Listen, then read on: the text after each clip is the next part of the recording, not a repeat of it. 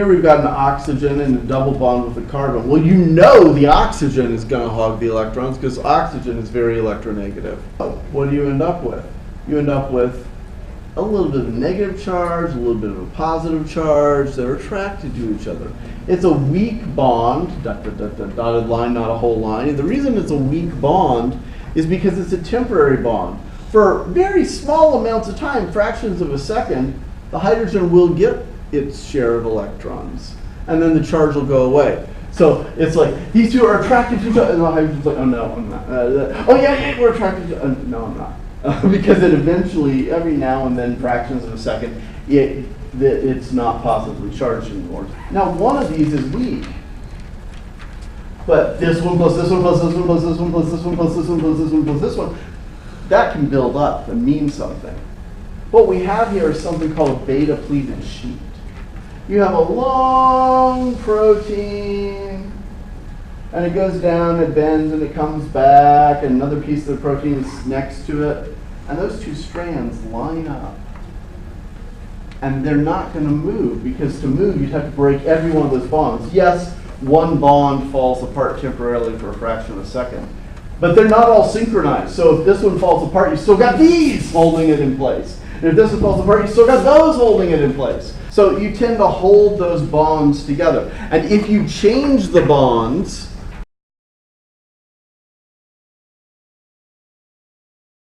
food science, they're working with eggs. I'm showing you some of the ones during class. I would recommend that before the test you look at all of them. There we have an alpha helix, spiral. And it's got these little dotted lines here. What are they? What kind of bond? Hydrogen bond. Well, guess what? You can't loosen the coil, because if you do, you're going to break this little bond. But this one, it's going to break in a hurry if you loosen it. You can't loosen or tighten because of all those bonds. You can't stretch it, or that holds the helix into its shape. Hydrogen bonds are what hold proteins into their shape. Let's go to van der Waals bonds. This is what geckos do. Have you ever wondered how a gecko can run up a perfectly smooth piece of glass and a perfectly smooth whiteboard or wall? Well, they're not perfectly smooth, but they're pretty dang close.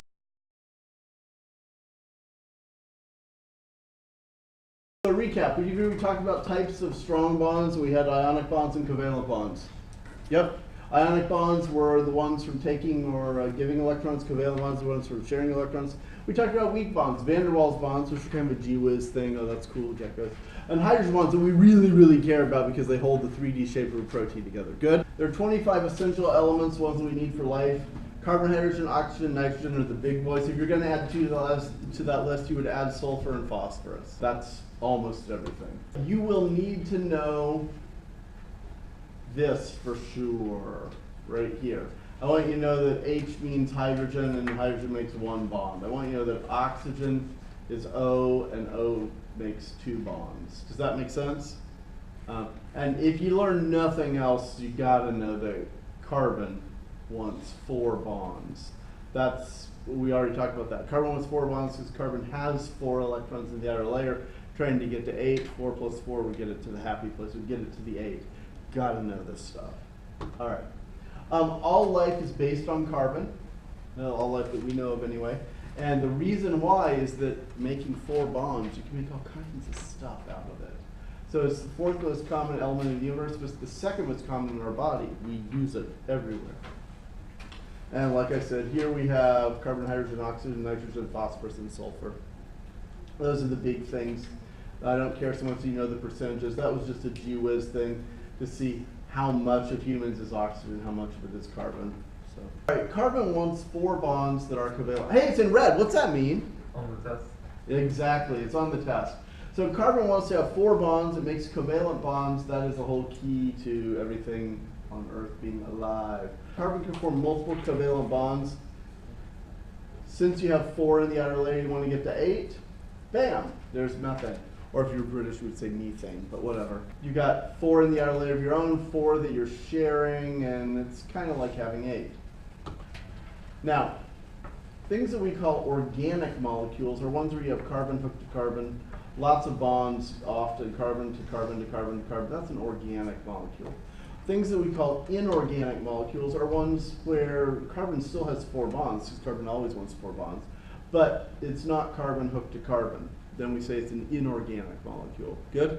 Most of the molecules that we deal with in living things are big organic things, and often they are made out of many repeating pieces we call monomers. You hook lots of monomers together, you get a polymer. Polymer means many. If you have trouble remembering those words, break it down as mono means one, like a monoplane, like our Cessna. Bi means 2, like our biplane. Bi or die are used in biology. Like our Pitts S2B, which is a really cool plane. And then tri for 3, like 3 wings on our Fokker. If we have more than 3, a lot of times we just jump to saying poly, which is, oh, there's a lot. Polymers, like this, are made out of lots of little monomers hooked together. Polymers are made out of monomers hooked together. These are all natural polymers that we're going to talk about. The first 3 are actually polymers of glucose. Cellulose is made out of lots of glucoses hooked together. Cellulose is made out of glucoses hooked together, but in a way we can't digest it easily. Starch is a polymer made out of glucoses hooked together in a way we can digest it. Glycogen is the animal version of a starch. It is, again, a polymer of glucoses hooked together. Proteins are not. What are proteins made of? I'm looking for an A word. Amino acids. So proteins are a polymer made out of amino acid. There are 4 types of complex macromolecules I expect you to know. There are the carbohydrates, the proteins, the lipids, the nucleic acids. In carbohydrates, we have sugar, starches, cellulose. In proteins, we have, this is describing their functions. They're all made out of amino acids, but we have structural ones. That'd be things like the microtubules in your cell. Then we have functional ones. Those would be things like the lysozymes that break down things inside the cell. And then we have enzymes that catalyze stuff, make it happen. Lipids are not polymers. This is important. They're the only one of these that are not usually polymers. Oils, fats, phospholipids, our favorite, the one that membranes are made out of. Steroids, all of those are lipids. Nucleic acids, DNA and RNA.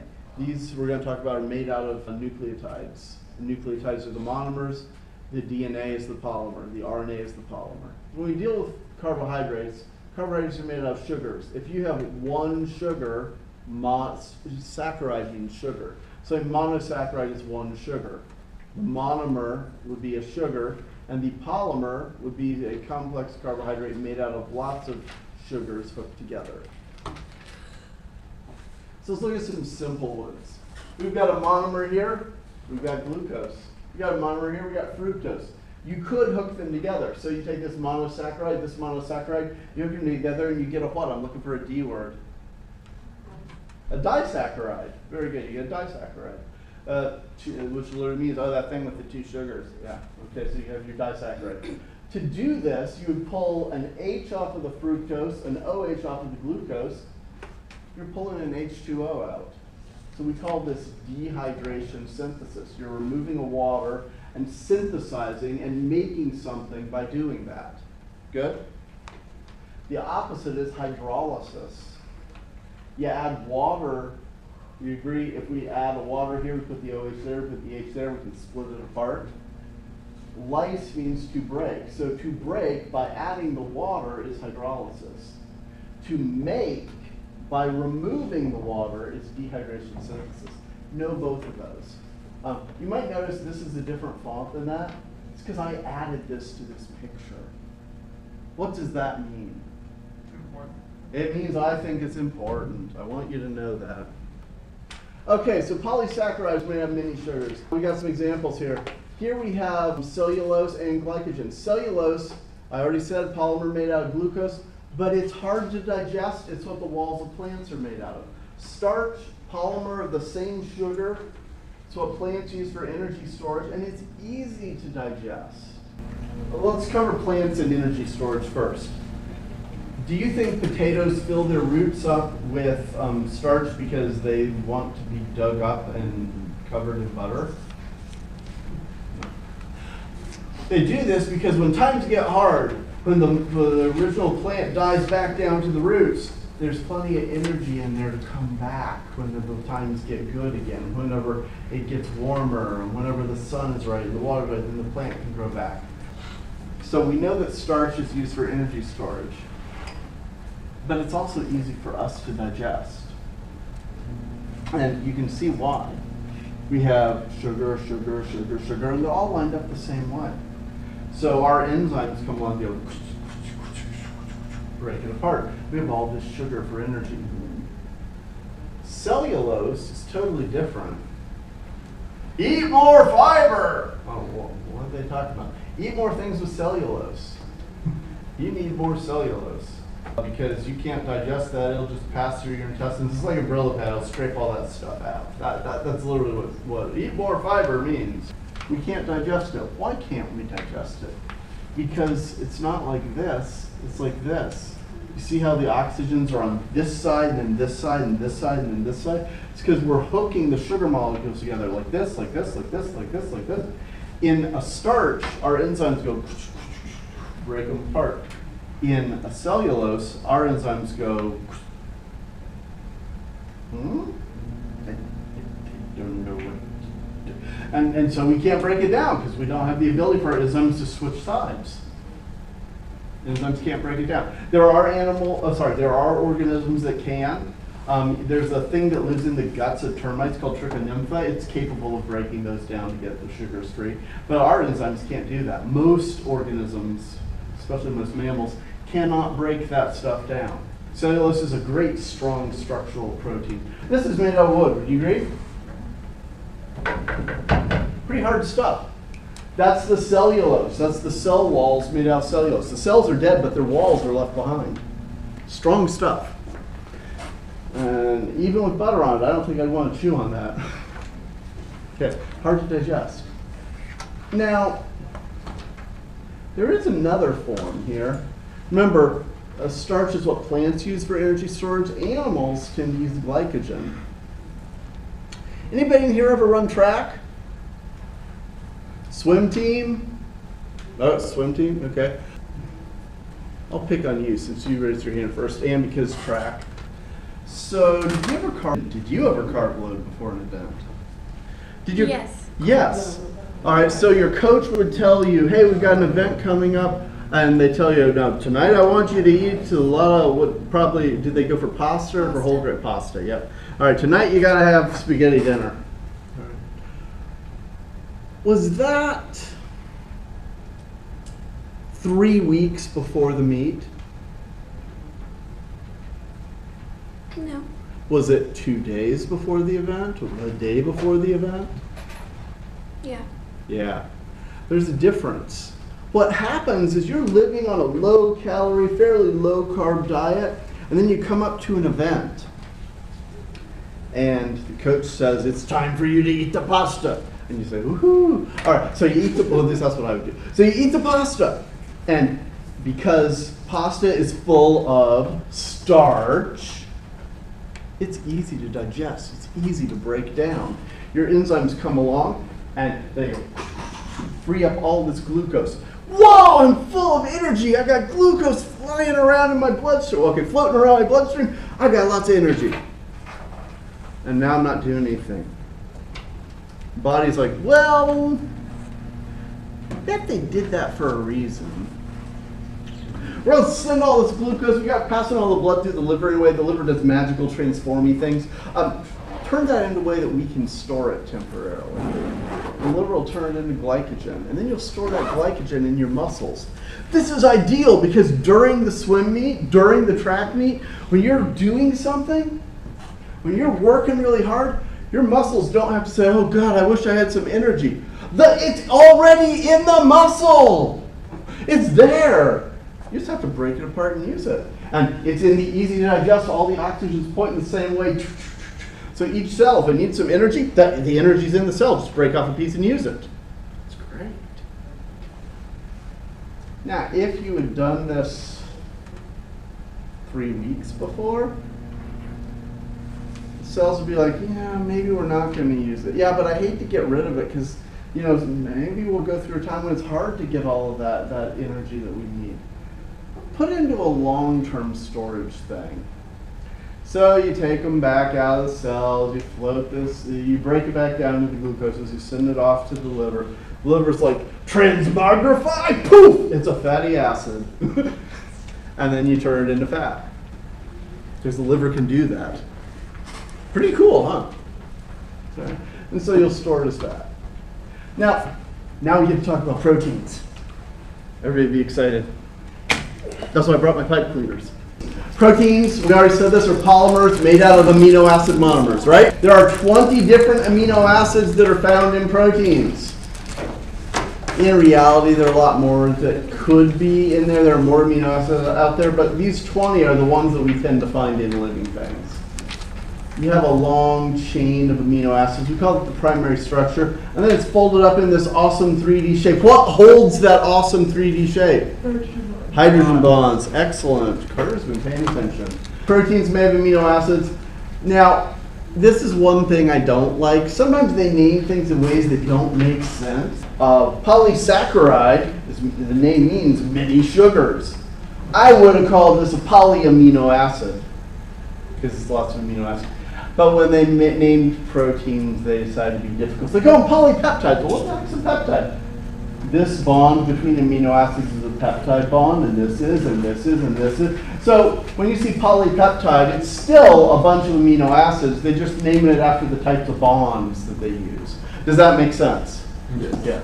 Okay. So the monomers and amino acid, the monomers are held together by the peptide bonds, and the polymer, the polypeptide, what's the primary structure of a protein? The primary structure of a protein is the chain of amino acids. The second are the spirals or folds. This is an important deal. I'm pretending it's chains of amino acids. Would you agree they have the same primary structure, same sequence of beads, sequence of amino acids? Here, examine it. Same sequence? Yeah. Yep, same sequence. All right. Well, so they have the same primary structure. It doesn't mean they're going to be the same protein. They do totally different things. Like this one, say we're going to give it a 3D shape like this. And it has this awesome I can hold a pencil function. Woo, right? Okay. Guess what? Same primary sequence, different shape. That's called I wadded it up. It's a very special shape. It's not good at the holding the pencil function. Would you agree? Yep. So same primary structure, different shape, and they do different things. That's why I said earlier, so primary structure is the sequence of amino acids. This is your primary structure. Da, da, da, da, da. Your secondary structure is any local thing that we talked about before, like an alpha helix or a beta cleavage sheet. Those are your secondary structures. You can see those are held together by hydrogen bonds. The tertiary structure is not some little local spiral or little local fold. It is the overall 3D shape of the molecule. That is not just hydrogen bonds. It also is things like, if you want to make sure that this spiral stays next to that spiral, you'll use a side chain like a disulfide bridge to hold them together. So there are other types of bonds that are more permanent than the hydrogen bond that will hold together a little bit. Then some proteins, this is all you got. You got your tertiary structure. That's a functional protein. You have the right shape and you're done. Some of them, like this hemoglobin, have a quaternary structure. That's a way of saying that you don't just have this one chain of amino acids, this one polypeptide chain. You've got this one plus this one working together. In the case of hemoglobin, you've got 2 alpha globin chains and 2 beta globin chains, each one with a heme in the middle. Would you agree those chains, their overall shape is kind of round? Hemoglobin, that's what I mean, hemoglobin. It's kind of round shape, heme's in the middle. You know where she said, oh, and you hope it doesn't denature you. That is legit. If someone's fever goes too high, you know how the doctor's like, oh my God, we have to get their temperature down. They might even ice the person. That's because if you let it go too high, it will start to denature not just the chemicals in the bacteria that you're trying to denature, it could harm your chemicals too that your body needs. So she was 100% legit. She's just a little worked up about it. Let's talk about what we've done here. It's pretty cool. Remember, she said that heat can denature, and she's 100% right. If you vibrate the molecule, you can break the hydrogen bonds. She said acid could.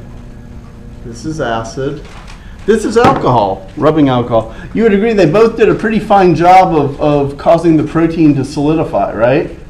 You started with egg albumin. Egg white is mostly albumin, which is a family of round proteins. If you expose them to extreme chemical conditions, you're going to start breaking hydrogen bonds because this negative oxygen, what it really wants is a hydrogen to hold on to, right? Well, if you put it in acid, it's surrounded by hydrogens. It's not going to hold on to this temporary, oh, I want a bond, oh, I don't, oh, I want a bond, oh, no, I don't. It's just going to pull one out of the solution. And then it's going to ignore that one because I don't care. You don't make up your mind. I just took a hydrogen out of the solution. And so the protein unwinds. And then once they start unwinding, they start cross-linking with each other, and you get a solid mass, or nearly solid. If I kept stirring it up, it would get solid, solid. You would agree, the acid cooked that egg pretty well. The alcohol didn't do a bad job either. It's not quite as fast, but that's cooking pretty good. Wouldn't you say so? Yeah. What we did to those proteins, we did something, we changed them from their normal shape. There's a fancy word for that. She used it. You'll see it. Yeah, it's denaturing. We denatured the protein. So this is a big deal. Protein shape determines their function. If you change their shape, they can't do the function. If you change the shape of a protein, if you denature the protein, it stops working.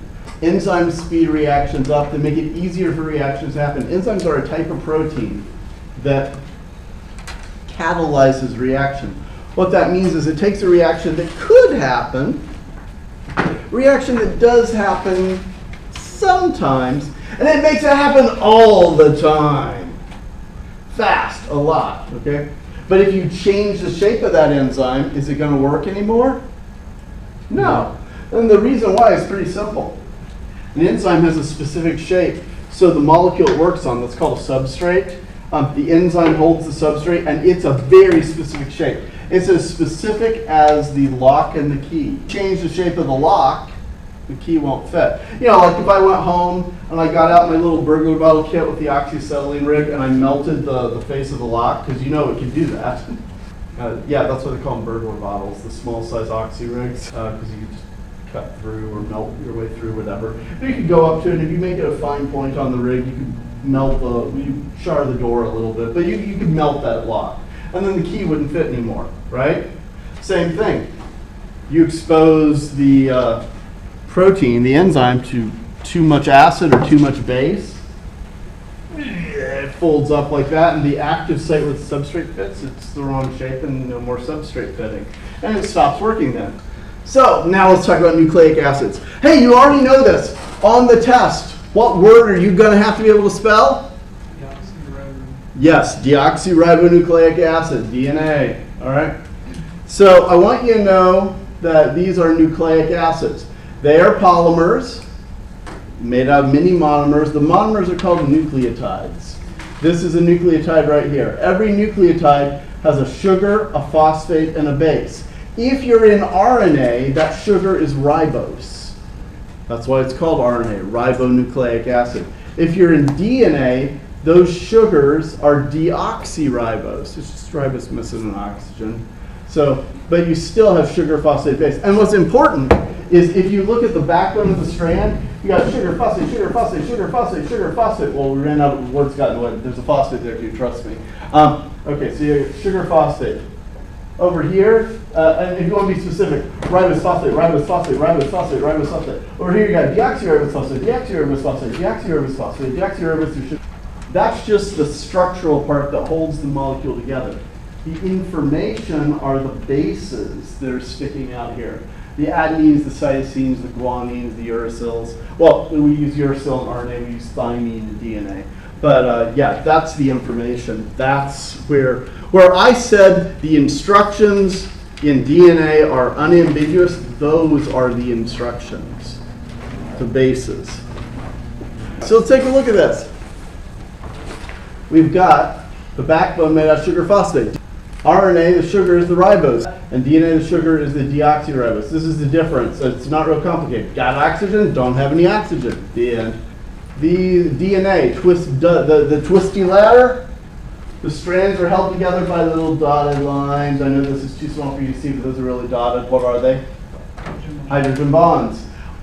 When we get to biotech, I will force you to listen to me singing a horrible song, the PCR song, from an advertisement for biotech equipment.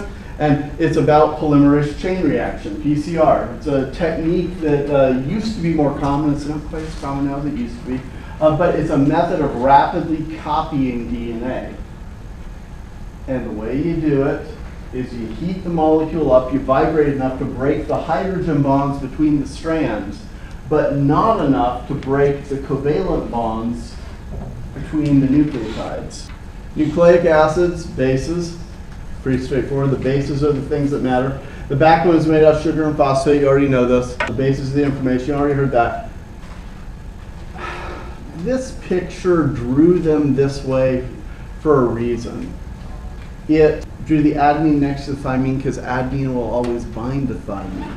It drew the guanine next to the cytosine because guanine will always bind to cytosine. That's something you're going to have to know when we do the DNA test. I don't think I put that on the first test, but I know it's on the one where we talk about genes and biotech. Genes and making protein and all that. It's totally there. I think that's test 5. And you could memorize it the hard way like they just did. Or the easy way to do this would be to write them in alphabetical order, because I can do that. Guess what? The outside always go together, the inside always go together. Woo! Done! So much easier to remember. That's called Chargraph's rule. And remember I said that DNA always has thymine and RNA always has uracil instead? Guess what? The outside still go together, the inside still goes together. Adenine will bind to thymine if it's binding to a DNA strand, or to uracil if it's binding to an RNA strand. Cytosine always binds to guanine, guanine always binds to cytosine. The end. Easy enough. Alphabetical order. That, by the way, is called Chargraph's rule, the how the things line up and everything. Remember I said the DNA is unambiguous, redundant, and universal. The unambiguous is that if I look at a group of 3 bases, we call that a codon. There is no question what amino acid to use. That means the same thing. It always means the same thing. DNA stays in the nucleus. RNA is made in the nucleus and then leaves. Now, of course, that's not true if you're a prokaryote and you don't have a nucleus. But we read the DNA in the nucleus, we make the RNA, and it leaves the nucleus through the nuclear pore. There are 2 small exceptions. We've talked about it before. If you're the DNA in a mitochondria, you stay in the mitochondria. If you're the DNA in a chloroplast, you stay in the chloroplast. But almost all the DNA in things that have a nucleus stays there in the nucleus for the whole life of the cell unless the cell is dividing. Good? Easy enough. Lipids. These are your fats, your phospholipids, your steroids, hydrogen, carbon. Let's just do the pretty picture. So you got these fatty acid chains, and it's you go hydrogen and carbon, hydrogen and carbon, hydrogen and carbon. It's nothing but that, right? Now there are 2 different ways to do this. You can have what we say is a saturated carbon. Now, let's see. We could demonstrate that really easy. If I poured this acid, well, first of all, they'd be mad at me. Never mind. Okay. If I poured this soda on the carpet right there, you would say that spot was saturated. Do you agree?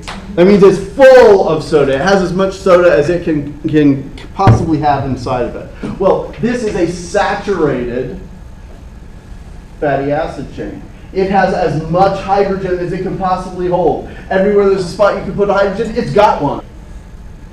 This is unsaturated. Why? Well, here, instead of having a lot of hydrogens, we got a double bond between the carbons.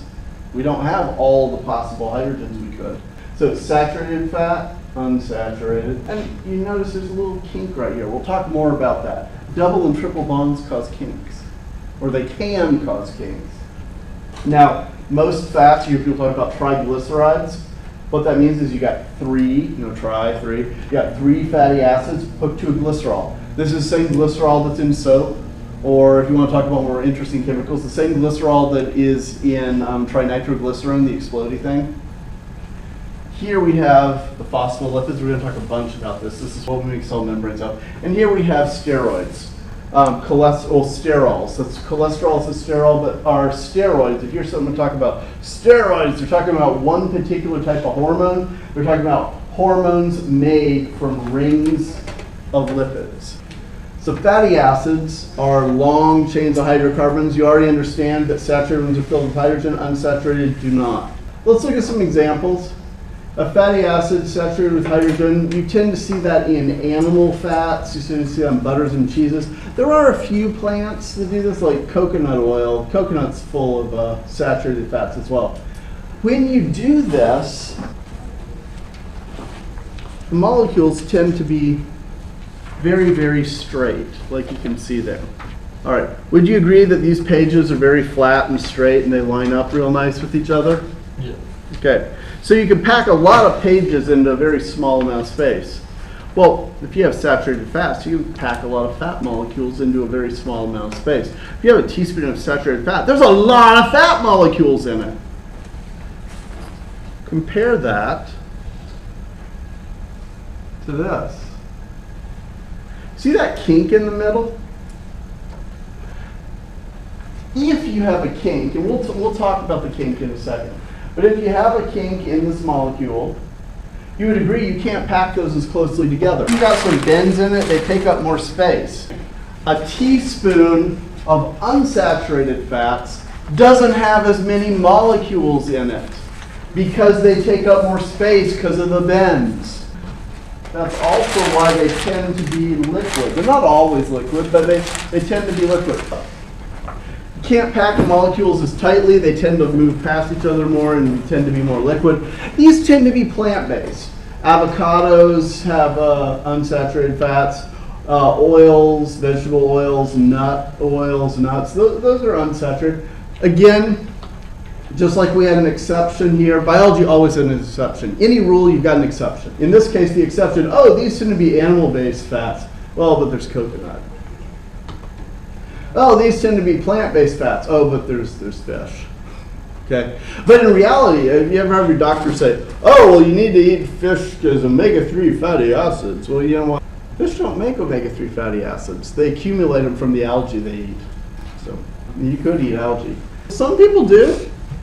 You don't like nodally wrapped around rice with the stuff they see? Yeah, he admits it. He likes the sushi too. We got the fatty acids here. They're unsaturated that we're talking about with the kink. They don't always have a kink. That's something I want you to see. If you have, like this, see how it's actually a zigzag a little bit between the carbons? If you have, going along, and then you have a double bond, and you have coming off this way, that's still pretty dang close to straight. Would you agree? Now let's do the other one. Oops, that's a little too long. That's the same. Got a bend. Actually, I drew that wrong. Sorry. It would have to be like that. There. Now it's drawn properly. No, I did it right the first time. Sorry. What I'm getting at is this is on this side of the double bond, and the other one's on the other side. You see that? If they're on the same side of the double bond, you're going to get a bend. Okay? We call that cis. The other one we call trans. When you hear people whining about trans fats, that's what they're whining about. Transatlantic flight. You fly across the ocean, right? You're going somewhere opposite side of the ocean. While a trans fat, the main chain is on this side of the bond, and the other side of it is on the opposite side. Trans fats, think of it this way. Little kink, If you do that, you may get a little wiggle to it, but it's mostly straight. Would you agree? Trans fats can be packed almost as close together as saturated fats. So you get a lot of fat when you have a teaspoon of the fat. There are a lot of molecules in it. That's one reason people don't like it. The other reason is that our enzymes get to the double bond and sometimes they go, I'm not sure what to do. And when they try to break it down, they might get some nasty toxic byproducts. That's why people spaz about trans fats. Does that make sense? Okay. And now you know what cis and trans mean. So when people say trans fats, it's not just some magical weird term that they've memorized. You understand it's trans because the main chain, the main side chain is on opposite sides of the double bond. Good? Good? All right, we get to talk about lipids. These are the ones that don't have long chains. These are rings, carbon rings. We got cholesterol. Now, cholesterol is the sterol that's important. And everybody's like, cholesterol. Well, you know as well as I do there's good cholesterol and bad cholesterol. But on top of that, the problem is taking in too much cholesterol. Your cells make cholesterol on their own. They need them. They need cholesterol. It's an important part of membranes. We'll explain why later. But the other thing is that cholesterol is turned into other things. Look how similar cholesterol is to testosterone. How do you think we get testosterone?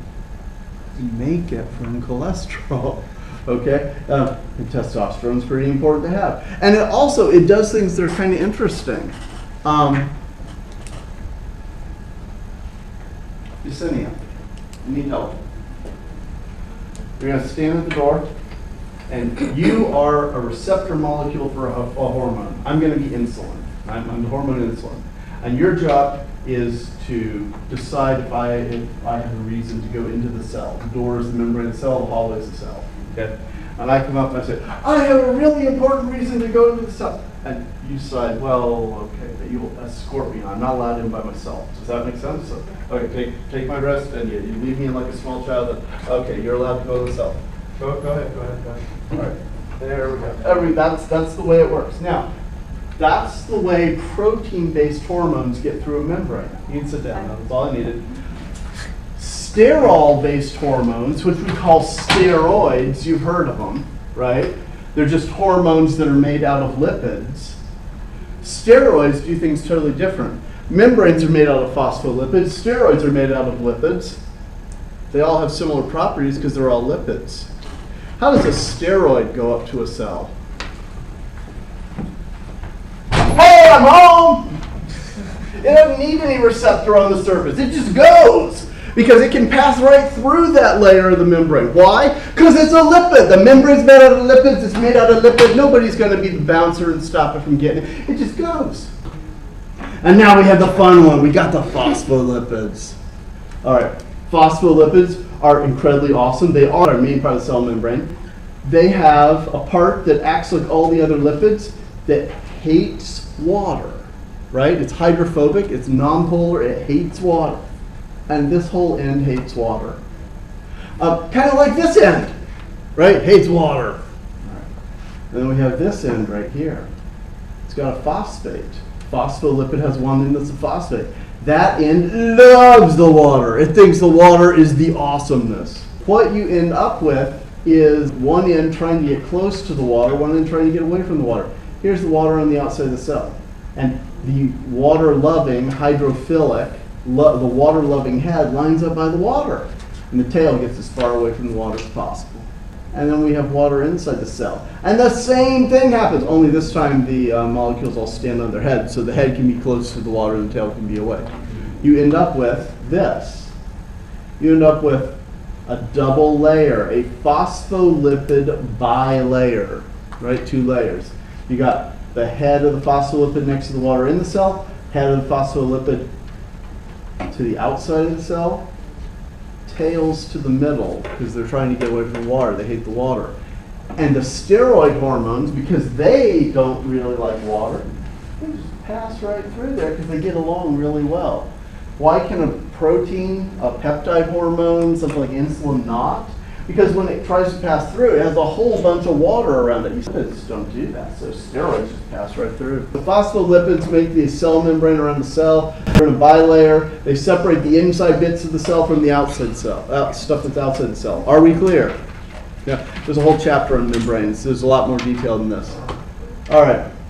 So phospholipids have a hydrophilic end, the hydrophobic end. The phobic end is the tail. The philic end is the head. Good? That's okay. I've been bitten. Ow, he has teeth. Ow, ow, ow.